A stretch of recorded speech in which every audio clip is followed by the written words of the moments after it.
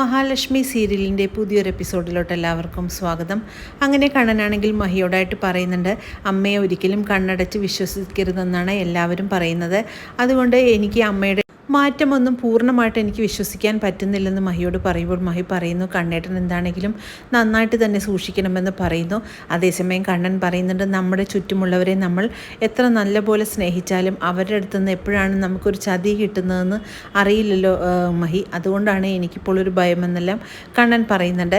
ഇത് കേട്ട് നമ്മുടെ മഹി പറയുന്നുണ്ട്, എന്താണെങ്കിലും കണ്ണേട്ടൻ എല്ലാ കാര്യത്തിലും ഒരു ശ്രദ്ധ കൊടുക്കണമെന്നും പറയുന്നു. നമ്മളെ സ്നേഹിക്കുന്നവരുടെ അടുത്ത് നമ്മൾ സമാധാനത്തോട് തന്നെ നമ്മൾ നിൽക്കണമെന്ന് മഹി പറയുന്നത് കേട്ട് കണ്ണൻ പറയുന്നുണ്ട്, തനിക്കിപ്പോൾ കുഞ്ഞിനെയുമായിട്ട് അങ്ങോട്ട് വരാൻ ഒട്ടും താല്പര്യമില്ലായില്ലേ എന്ന് പറയുകയാണ്. അതേസമയം ഉണ്ണിയെ ഏൽപ്പിച്ചിട്ടുള്ള ആളുകളെല്ലാം എല്ലാ കാര്യങ്ങളും ചെയ്തതിന് ശേഷം ഉണ്ണീൻ്റെ അടുത്ത് നിന്ന് പറയുന്നുണ്ട്, സാറേ എല്ലാ കാര്യങ്ങളും കൃത്യമായിട്ട് തന്നെ ചെയ്തിട്ടുണ്ട്, എന്താണെങ്കിലും വീൽ ചെയറിലിരിക്കുന്ന ആളല്ലേ, അതുകൊണ്ട് ഞാൻ ഒരുപാട് കടുപ്പത്തിന് ചെയ്തിട്ടില്ല, നല്ല ഒരു രീതിയിലുള്ള ഒരാളായിരുന്നെങ്കിൽ ഞാൻ നന്നായിട്ട് തന്നെ ചെയ്തേനെ, അത് മതി അയാളുടെ ജീവൻ പോകാനെന്നെല്ലാം പറയുന്നുണ്ട്. ഇനി അയാളല്ലാതെ ആ റൂമിലോട്ട് ആരും കയറരുതെന്ന് പറയുമ്പോൾ ഉണ്ണി പറയുന്നുണ്ട്, എല്ലാം കൃത്യമായിട്ട് തന്നെ ചെയ്തോ എന്ന് ചോദിക്കുമ്പോൾ എല്ലാം കൃത്യമായിട്ട് ചെയ്തിട്ടുണ്ട്, ഞങ്ങളുടെ പൈസ ഞങ്ങൾക്ക് മുഴുവനായിട്ട് കിട്ടണമെന്ന് പറയും. ഉണ്ണി അവർക്ക് പൈസ എല്ലാം കൊടുക്കുന്നുണ്ട്. അതേസമയം ആ പരമം പറയുന്നുണ്ട്, ഇത് നടന്നു കഴിയുമ്പോഴേക്കും പോലീസ് ഇവിടെ വരും, അപ്പോൾ സാറിന് ഒട്ടും പതർച്ച കാണരുത്, സാറാണിത് ചെയ്യിച്ചതെന്ന് പോലീസിന് ഒരിക്കലും തന്നെ മനസ്സിലാകരുതെന്ന് പറയുമ്പോൾ അതൊക്കെ ഞാൻ ശ്രദ്ധിച്ചോളാമെന്ന് ഉണ്ണി പറയുന്നു.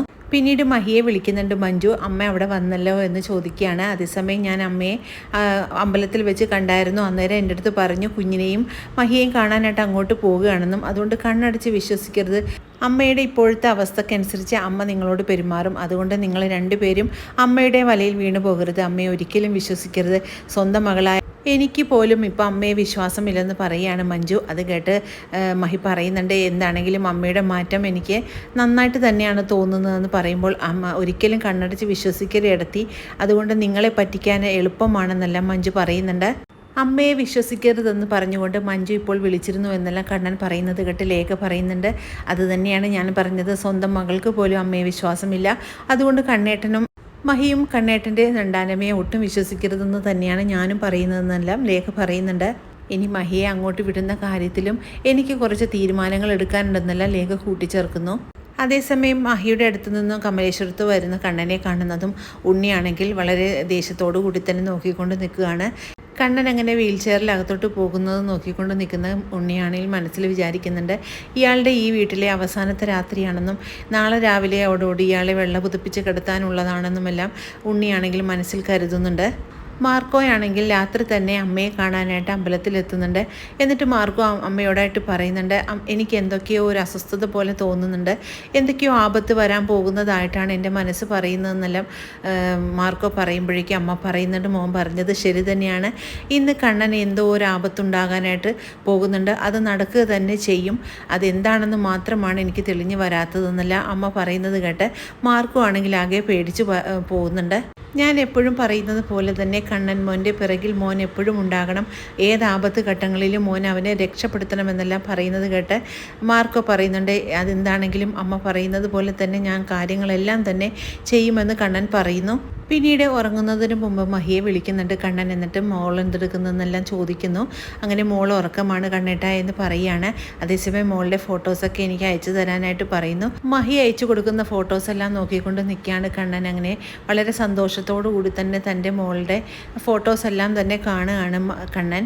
അതേസമയം റൂമിലാണെങ്കിൽ ആകെ അസ്വസ്ഥനായിട്ട് ഇരിക്കുകയാണ് ഉണ്ണിക്കാണെങ്കിൽ ഇനി ഈ ഒരു രാത്രി കഴിഞ്ഞ് കിട്ടുന്നത് വരെ ഒരു സമാധാനവും കിട്ടുന്നില്ല. അപ്പോഴേക്കും കരുണ ചോദിക്കുന്നുണ്ട്, ഉണ്ണിയേട്ടൻ എന്താ ഇന്ന് ഉറങ്ങുന്നില്ലേ എന്ന് ചോദിക്കുന്നു. എനിക്കിന്ന് ഉറക്കമില്ലാത്ത രാത്രിയാണ് കരുണേ, അയാളുടെ കാര്യം എന്തായെന്നറിയാതെ എനിക്കൊരു സമാധാനവുമില്ല എന്ന് പറയുന്നു. അയാളാണെങ്കിൽ കിടന്നു കഴിഞ്ഞാൽ 5 മിനിറ്റ് കഴിയുമ്പോൾ തന്നെ ഉറങ്ങും. 10 മിനിറ്റ് കഴിയുമ്പോഴേക്കും എ സിയിലുള്ള വിഷവാതകം പ്രവർത്തിച്ചു തുടങ്ങും, അത് അയാളുടെ മൂക്കിലോട്ട് തുളച്ച് കയറാനായിട്ട് തുടങ്ങും. അതേസമയം അയാൾക്ക് ശ്വാസം മുട്ടലും ഉണ്ടായി, അപ്പോൾ തന്നെ അയാളുടെ കഥ കഴിയുമെന്നെല്ലാം കരുണയുടെ ആയിട്ട് ഉണ്ണി പറയുമ്പോൾ കരുണയ്ക്കാണെങ്കിൽ ചെറിയൊരു പേടി ഉണ്ടാകുന്നുണ്ട്. കരുണ പറയുന്നുണ്ട്, ഇത്രയും നാളത്തെ പോലെയൊന്നുമല്ല ഉണ്ണിയേട്ട, എനിക്കിപ്പോൾ ചെറിയ പേടി ഉണ്ടാകുമെന്ന് പറയുന്നു.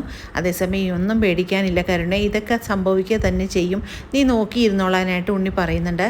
കണ്ണനാണെങ്കിൽ കിടക്കാനായിട്ട് എ സി ഓണാക്കാനായിട്ട് റിമോട്ട് എടുക്കുന്നു. അങ്ങനെ എ സി ഓണാക്കി തന്നെ കണ്ണൻ കിടക്കാൻ ഒരുങ്ങുകയാണ്. ഗാഠനിദ്രയിലോട്ട് പോകുന്ന സമയത്ത് കണ്ണനിക്ക് വല്ലാത്തൊരു അസ്വസ്ഥത ഉണ്ടാകുന്നുണ്ട്. കണ്ണൻ അങ്ങനെ കിടന്നുറങ്ങുമ്പോഴേക്കും എന്തൊക്കെയോ ഒരു അസ്വസ്ഥത കണ്ണൻ്റെ ശരീരത്തിലുണ്ടാകുന്നു. പെട്ടെന്ന് തന്നെ കണ്ണൻ ആ അസ്വസ്ഥത കൊണ്ട് തന്നെ എഴുന്നേക്കാനായിട്ട് ശ്രമിക്കുന്നുണ്ട്. പക്ഷേ ഒരു വല്ലാത്ത ഒരു ചുമയും ഒരു നെഞ്ചുവേദനയും പോലെയൊക്കെ ഉണ്ടാകുമെന്ന് അങ്ങനെ കണ്ണൻ പെട്ടെന്ന് ചാടി എണീറ്റ് അവിടെ കിടന്ന വീൽ ചെയർ തപ്പുന്നുണ്ടെങ്കിലും വീൽ ചെയറിൽ ഇരിക്കാനൊന്നും ശ്രമിക്കാതെ കണ്ണൻ പുറത്തോട്ട് തന്നെ ഇറങ്ങി വരികയാണ്. സഹായത്തിനായിട്ട് അവിടെ ആരെങ്കിലും നോക്കുന്നുണ്ടെങ്കിലും ആരെയും അവിടെ കാണുന്നില്ല. അങ്ങനെ കണ്ണൻ പെട്ടെന്ന് തന്നെ കുഴഞ്ഞു വീഴുന്നു. കണ്ണൻ എന്തോ ആപത്ത് വരാൻ പോകുന്നെന്ന് അമ്മ പറഞ്ഞത് പ്രകാരം പെട്ടെന്ന് തന്നെ മാർക്ക് കണ്ണനെ വിളിക്കുന്നു. അങ്ങനെ കണ്ണൻ്റെ ഫോൺ റിങ് ചെയ്യുന്നുണ്ടെങ്കിലും അതെടുക്കാനുള്ളൊരു മാനസികാവസ്ഥയിൽ കണ്ണൻ അല്ലാത്തത് കൊണ്ട് ഫോൺ എടുക്കാതെ ഇരിക്കുകയാണ്. അതേസമയം പെട്ടെന്ന് തന്നെ മാർക്കോ അവിടെ എത്തുന്നു. മാർക്കോ എത്തിയതിനു ശേഷം കണ്ണനെ പെട്ടെന്ന് തന്നെ ഹോസ്പിറ്റലിലോട്ട് എത്തിക്കുകയാണ്. അങ്ങനെ വളരെ ത്രില്ലിംഗ് ആയിട്ടുള്ള ഒരു എപ്പിസോഡുകളാണ് ഇനി വരാനിരിക്കുന്നത്. ഈ റിവ്യൂ ഇഷ്ടമാകുകയാണെങ്കിൽ ലൈക്കും ഷെയറും സബ്സ്ക്രൈബും ചെയ്ത് സപ്പോർട്ട് ചെയ്യണേ. പുതിയൊരു എപ്പിസോഡിനായിട്ട് നമുക്ക് കാത്തിരിക്കാം.